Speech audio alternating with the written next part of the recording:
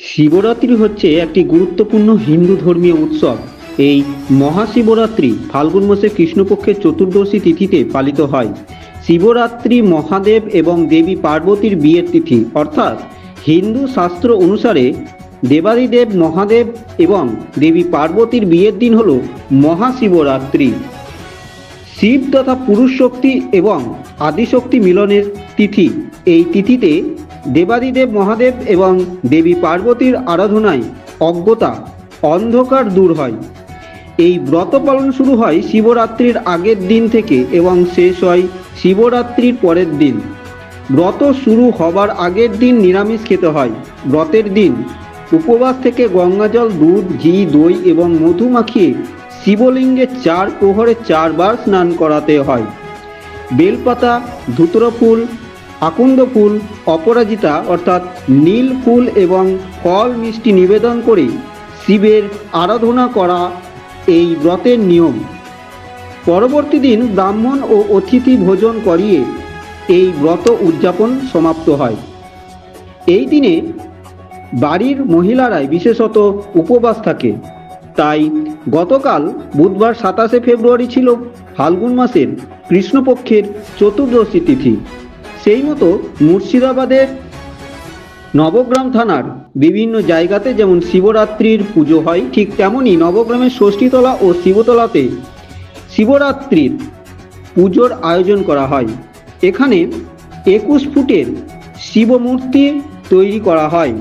এই 21 ফুটের শিবমূর্তির পাশেই থাকা শিবলিঙ্গে উপবাস থাকা মহিলারা একে একে এসে শিবলিঙ্গে জল ঢালে। নবগ্রামের বুকে এই পুজো হয়ে আসছে 5 বছর ধরে। তবে নবগ্রামের ষষ্ঠীতলা ও শিবতলাতে এই পুজো করা হয় এবছরই প্রথম বলে জানা যায়। পুজো শুরু হবার আগে ঢাক, ড্রাম, ক্যাসিও বাজিয়ে ঘট ভরতে যাওয়া হয়। পুরোহিত, মহিলা, পুরুষ এবং কমিটির সদস্যদেরকে একত্রিত করে 21 ফুটের মূর্তি দেখার জন্য বিভিন্ন এলাকা থেকে ভক্তদেরকে আসতে দেখা যায়। এক সদস্য বলে, এখানে প্রায় 3000 ভক্তের সমাগম হতে দেখা যায় এই দিনে।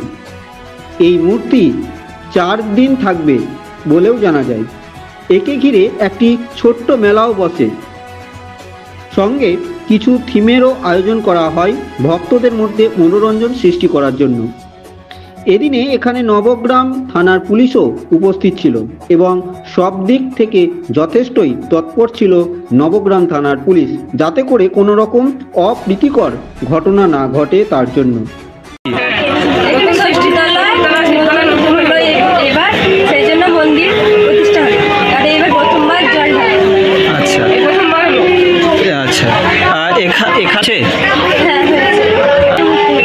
কত ফুটের? 21 ফুটের। কেমন লাগছে এই যে শিবরাত্রি? ভালো লাগছে, খুব আনন্দিত লাগছে যে এখানে একটা বড় উৎসব হচ্ছে আমাদের নবগ্রামে। দেখতে পাচ্ছি মেলা বসেছে একটা। মেলা বসেছে, তারপরে শুনছি নাকি গানও হবে, উৎসব হবে। ভালো লাগছে। জল ঢালা হলো? হ্যাঁ, জল ঢালা এখন পুজোয় বসে। কোথা থেকে আসছেন আপনি? আমার নবগ্রামে কালীগঞ্জ। পুজোটা আমরা মোটামুটি প্রায় 4-5 বছর ধরে চালিয়ে আসছি। তো ছোট্ট থেকে শুরু করেছিলাম, আস্তে আস্তে এত বড় রূপ আকার ধারণ করেছে। ভবিষ্যতে আরও বড় করতে চাই পুজোটাকে। আগে আমাদের এই সামনে কীর্তন মাঠে হতো, আমরা এখানে এই বছর প্রথম স্থানটাকে চেঞ্জ করেছি।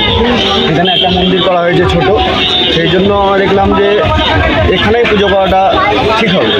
দুটো পুজো এক জায়গাতেই ভালো হবে, সেই জন্য এখানে করা হয়েছে। একটা ষষ্ঠী গাছও করেছি, এই কাকাটা লাগিয়েছিল ষষ্ঠী গাছটা, সেটা এই বছরই আমরা উদ্বোধন করেছি এবং পুজো এই বছর উদ্বোধন করেছি। শিব মন্দির করেছি, এটা 21 ফুটের। 21 ফুটের। একে ঘিরে আর কিছু আয়োজন করেছেন?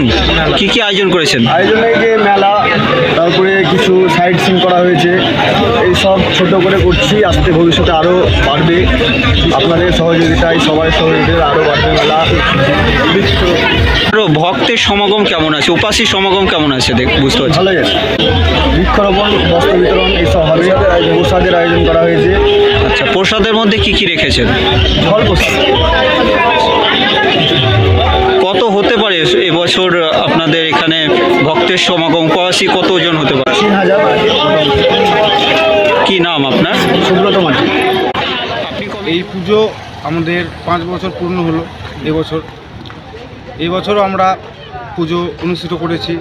পুজোর আজকে মহাশিবরাত্রির পুজো আরম্ভ হয়ে গেছে। রাত্রি 12টা-1টা পর্যন্ত পুজো হবে, লগ্ন ধরে বাবার মাথা অভিষেক সব কিছু পুজো আরম্ভ হবে। ও এখনও 4 দিন এই পুজো চলবে। পুজোর সঙ্গে আমরা কিছু মেলার দোকান আয়োজন করেছি। তো সকল সদস্য সকল গ্রামবাসী ও এলাকাবাসীকে আসার আহ্বান জানাই। সবাই আসুন, এই মেলা দর্শন করুন, বাবার প্রতিমা দর্শন করুন। আর সেবা কার্যক্রম আমরাও করেছি। আগামী 28 তারিখ হবে বৃক্ষরোপণ, বস্ত্র বিতরণ, কিছু মানুষের পাশে দাঁড়ানো, এই কর্মসূচি আমরা নিয়েছি। সকলকে আসার জন্য আহ্বান জানাই। আপনার নাম, পরিচয়? অনন্ত দাস, নবগ্রাম বাড়ি, ভোলে কমিটির সদস্য। এই জায়গাটা কোথায় হচ্ছে? নবগ্রাম ষষ্ঠী ও শিব মন্দির। বলাই প্রামাণিকের রিপোর্ট, KTN বাংলা টিভি।